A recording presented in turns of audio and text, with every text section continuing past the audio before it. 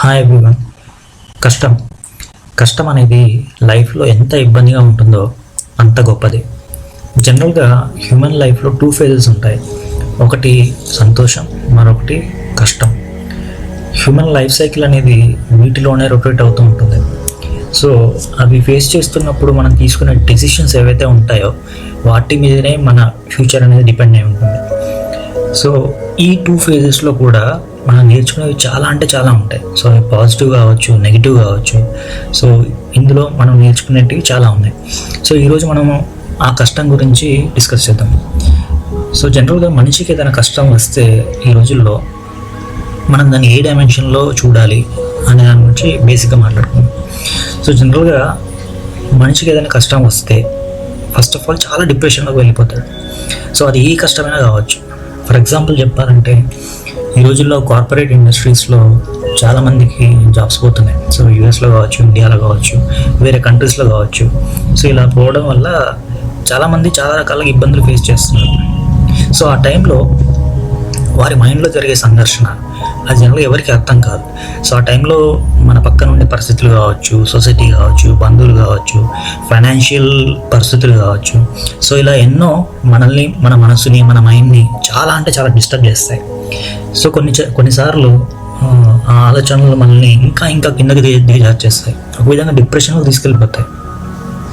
So ఇలా ప్రతి ఒక్కరూ వారి వారి జీవితంలో ఏదో ఒక టైంలో తప్పకుండా ఒక కష్టం అనేది అయితే ఎదుర్కోవాలి. సో అది ఎలాంటి కష్టమైనా సరే.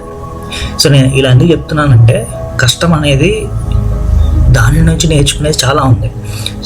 సో అదొక లైఫ్ సైకిల్ అని చెప్పి అన్నాను కదా. సో లైఫ్ సైకిల్లో కష్టం ఎంతైతే ఉంటుందో సుఖం అలాగే ఉంటుంది. సుఖం ఉంటే కష్టం ఉంటుంది.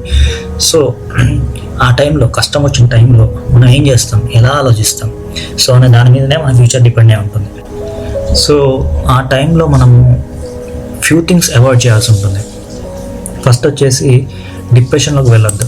సో డిప్రెషన్లో ఉన్నప్పుడు మనం మన జ్ఞానాన్ని కోల్పోతాం. అంటే మన లాజికల్ మైండ్ పనిచేయదు. సో ఓన్లీ ఎమోషనల్ మైండ్ మాత్రమే యాక్టివ్గా ఉంటుంది. సో అది చుట్టూ ఉండే సిచ్యువేషన్స్ తోటి ఇన్ఫ్లుయెన్స్ అవ్వబడి మనల్ని సైకలాజికల్గా చాలా అంటే చాలా డౌన్ చేసేస్తాయి. సో డిప్రెషన్లోకి వెళ్ళొద్దు. సో సెకండ్ వచ్చేసి మనం ఈజీగా చేసే పని. సో ఎప్పుడైనా కష్టం వచ్చినప్పుడు ఆ సిచ్యువేషన్లో ఈజీగా దేవుడి మీద నింద వేసేస్తాం. సో అంటే నేను ఎవరికి ద్రోహం చేయలేదు, సో నాకే ఎందుకు ఈ కష్టం వచ్చింది అని చెప్పేసి దేవుడిని అనేస్తాం. సో అఫ్కోర్స్ మనకు ఆయన తప్ప వేరే ఎవరున్నారు? కష్టం వచ్చినా సుఖం వచ్చినా మనం షేర్ చేసుకునే దేవుడితోటే కాబట్టి జనరల్గా అనేస్తాం. సో ఇక్కడ మనం ఒకటి గుర్తుపెట్టుకోవాల్సింది ఏంటంటే లైఫ్ అనేది ఒక పూల పాన్పు అయితే కాదు. సో హ్యాపీగా కూర్చొని తినడానికి, హ్యాపీగా సాగిపోవడానికి జీవితం పూల పాన్పు కాదు. ప్రతి క్షణం పోరాటం చేయాల్సిందే. నీకు ఏదైనా కష్టం వచ్చింది అంటే నీకు దాన్ని ఎదుర్కొనే సమర్థత, శక్తి నీలో ఉంది కాబట్టే ఆ దేవుడు నీకు ఇచ్చాడని చెప్పి అనుకోవాలి. పండ్లు ఉన్న చెట్టుకే రాళ్ళ దెబ్బలు ఎక్కువ అని చెప్పి మన పూర్వీకుల నుంచి మనం వింటూనే ఉన్నాం. సో దాన్ని దృష్టిలో పెట్టుకోవాలి. ఈ రోజుల్లో కష్టం విలువ తెలిస్తేనే జీవితం విలువ, కుటుంబం విలువ, అలాగే సొసైటీ విలువ తెలుస్తాయి. కష్టం వచ్చినప్పుడు దానిని మనం ఎలా ఎదుర్కొంటాం అనే దాని మీద మనం దృష్టి పెట్టాలి. అక్కడ దాకా ఎందుకు, హిస్టరీ చూసుకుంటే త్రేతాయుగంలో రాముల వారికి, ద్వాపర యుగంలో కృష్ణుల వారికి వీళ్ళు పడిన కష్టాలు అన్నీ ఇన్ని కాదు, చాలా కష్టాలు పడ్డారు. వాళ్ళు పడే కష్టం ముందు, వాళ్ళు పడిన కష్టం ముందు మనం పడే కష్టం ఎంత? చాలా అంటే చాలా చిన్నది. ఎక్కడో దాకా. ఎందుకంటే ఇప్పుడు అమ్మ కడుపులో ఉన్నప్పుడు, ఒక పిండంగా మనం ఉన్నప్పుడు మనం ఫేస్ చేసిన సిచ్యువేషన్ చూసారా, అది లైఫ్లో ఎవ్వరు ఫేస్ చేయలేరు. అక్కడ దాన్ని గెలిచి మనం బయటికి వచ్చాము అంటే మనం లైఫ్ని విన్ అయినట్టే లెక్క. We are already succeeded. సో దాంతో పోలిస్తే మనం పడే కష్టం చాలా చిన్నది. సో కష్టం వచ్చినప్పుడు దాన్ని ఎదుర్కొనే సమర్థతనే మారుతి అంటారు. సో అందుకనే త్రేతాయుగంలో కావచ్చు, ద్వాపరయుగంలో కావచ్చు, రాముల వారికి, కృష్ణయ్యకి వాళ్ళకి ఎదుర్కొనే సమర్థత ఉంది కాబట్టే ఆ మారుతి వాళ్ళతోటి ఉన్నారు. సో ఆ మారుతిని ఆదర్శంగా తీసుకొని ముందుకు వెళ్ళిపోవాలి. సో మనం ఫస్ట్ ఆఫ్ ఆల్ ఈ సమాజం గురించి, ఈ సొసైటీ గురించి మర్చిపోవాలి. ఎందుకంటే ఈ సొసైటీ అనేది మనం ఎలా ఉన్నా కూడా వంక పెడుతూనే ఉంటుంది. సో ఎందుకంటే మనం చేసేది వాళ్ళు చేయలేరు ఫస్ట్ థింగ్. సో మనం ఎలాంటి స్థితిలో ఉన్నా కూడా ఏదో ఒక వంక పెడుతూనే ఉంటుంది. సో ఈ మధ్య యూట్యూబ్లో ఒక స్టోరీ విన్నాను నేను. సో అందులో ఏంటంటే హస్బెండ్ అండ్ వైఫ్ ఉంటారు.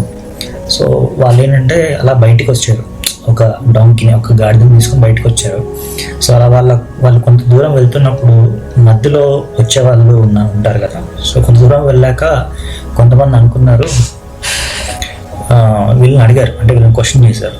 సో వీళ్ళ భర్తని, సో ఎటు వెళ్తున్నావు, మరి దూరం వెళ్తున్నట్టున్నారు, భార్యను అలా నడిపించుకుంటున్నావు, ఎందుకు వెళ్తున్నావు అని చెప్పి అనేసరికి భర్త ఏం చేశాడు, భార్యని ఆ గాడిద మీద కూర్చోబెట్టి లాక్కొని వెళ్తున్నాడు. సో అలా కొంత దూరం వెళ్ళాక ఇంకొంతమంది ఏమన్నారంటే, అలా చూడు భర్త లాక్కొని వెళ్తుంటే హ్యాపీగా భార్య కూర్చొని వెళ్తుంది అని చెప్పి. సో ఆ తర్వాత ఏమైంది, సో ఇమీడియట్గా భార్య దిగేసి భర్తను కూర్చోబెట్టి లాక్కొని వెళ్తుంది. ఇంకొంత దూరం ప్రయాణించారు. వెళ్ళేసరికి ఇంకొంతమంది ఏమనుకున్నారు, చూసావా భార్య లాక్కొని వెళ్తుంటే భర్త హ్యాపీ కూర్చొని పందిలాగా ఉన్నాడు, కూర్చొని వెళ్తున్నాడు అని చెప్పి. సో అక్కడ ఏమవుతుంది, వీళ్ళు బయటికి వచ్చిన ఉద్దేశం వేరు. సో జర్నీలో, అంటే లైఫ్ అనే జర్నీ, వాళ్ళు చేస్తుంది ఒక జర్నీలో సొసైటీ అనేది పలు రకాలుగా మాట్లాడుకుంటూ వెళ్తుంది. సో దానికి తగ్గట్టుగా వీళ్ళు ఇన్ఫ్లుయెన్స్ అయ్యి వీళ్ళు మౌల్డ్ చేసుకుంటూ వచ్చారు. సో దానివల్ల చాలా ఇబ్బందులు ఫేస్ చేయాల్సి వస్తుంది. ఈవెన్ మన లైఫ్లో కూడా మనం ఏంటంటే సొసైటీని ఫాలో అవుతున్నాం. So we are being influenced by the society. So దాన్ని మనం అవాయిడ్ చేస్తే, సొసైటీని మైండ్లో నుంచి తీసేస్తే 80% మనకి కష్టం అనేది మనం ఇంకా ఫీల్ అవ్వం. యాక్చువల్గా కష్టం అనే దాన్ని ఫీల్ అవ్వం. సో అందులో కావాల్సింది ఏంటంటే ముఖ్యంగా మనల్ని మనం అర్థం చేసుకోగలగాలి, ధైర్యం పెంచుకోవాలి, కాన్ఫిడెన్స్ బిల్డప్ చేసుకోవాలి. సో ముఖ్యంగా మనకు కావాల్సింది ఏంటంటే ధర్మానికి కట్టుబడి ఉండాలి. ఇంకా డీప్గా అనాలిసిస్ చేస్తే ఈ కష్టం వల్ల మనలో వచ్చే చేంజెస్ ఏంటి, ఎటువంటి చేంజెస్ అనేవి మనలో కనిపిస్తాయి. సో ఇక్కడ 6 థింగ్స్ ఉన్నాయి బేసిక్గా. ఫస్ట్ థింగ్ వచ్చేసి, కష్టాన్ని ఎదుర్కొంటే ఊహించని మార్పులు సృష్టించవచ్చు. అంటే ఈ కష్టాలు, సమస్యలు మనలో కొత్త అవగాహన మరియు సామర్థ్యాలను వెలికితీస్తాయి. సో జీవితంలో ఊహించలేని మార్పులు జరగడం ద్వారా మనం మరింత బలమైన మరియు గెలిచే వ్యక్తిగా మారచ్చు. సో కష్టం మనం ఎదగడానికి ఒక అవకాశంగా గుర్తించాలి ఇక్కడ. సెకండ్ థింగ్ వచ్చేసి, కష్టం మంచి అనుభవాలను కనుగొనేలా చేస్తుంది.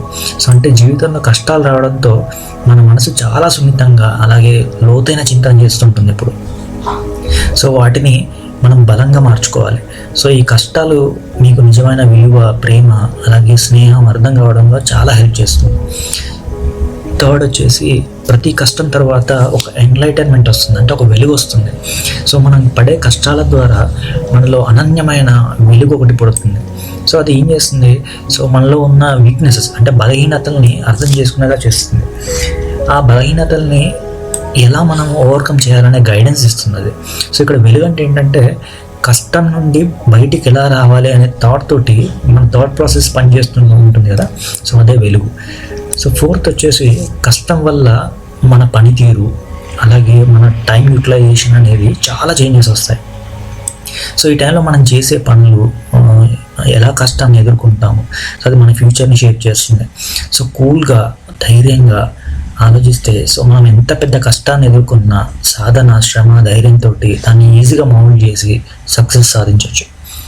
సో ఫిఫ్త్ వచ్చేసి, కష్టం ఉన్నప్పుడు మనలో గొప్పతనాన్ని కనుగొంటాం. సో చాలాసార్లు మనలో ఉన్న ఫాల్ట్స్ని గుర్తించలేకపోతాం. అందులో చాలామంది ఫెయిల్ అయిపోతూ ఉంటారు. సో ఆ కష్టం వచ్చినప్పుడు అది మనకు ఒక సంకేతంగా, సో మనలో గొప్పతనాన్ని వెలికి తీయడంలో చాలా హెల్ప్ చేస్తుంది.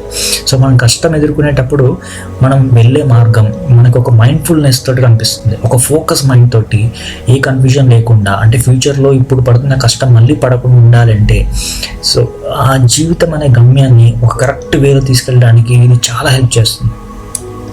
సో ఇంకోటి, నిరంతర పోరాటం అనేది జీవితం. సో ప్రతిక్షణ పోరాటం చేయాల్సిందే. సో మనం జీవితానికి ఒక ప్రాముఖ్యమైన సూత్రం ఏంటంటే, పోరాటం ఎప్పుడు కూడా నిరంతరంగా ఉండాలి. దాంతోపాటు ధైర్యం, పోరాటం, చక్కటి ప్రయత్నంతో ఎంతటి కష్టమైనా కూడా అది పోయి సక్సెస్ అందుకోవడం అనేది జీవితం యొక్క సత్యం. అదే మన లక్ష్యం యాక్చువల్గా. సో ఎప్పుడు కూడా పోరాటం అనేది విడిచిపెట్టద్దు ఏ టైంలో అయినా. సో మనం ఆశ, ధైర్యం, సహనంతో ముందు సాగిపోతూ ఉండాలి. కష్టంలోనే అంతా ఉంది మిత్రమా. మనల్ని మనం అర్థం చేసుకునే ప్రక్రియనే ఈ కష్టం. So let's accept it, stay strong and keep going.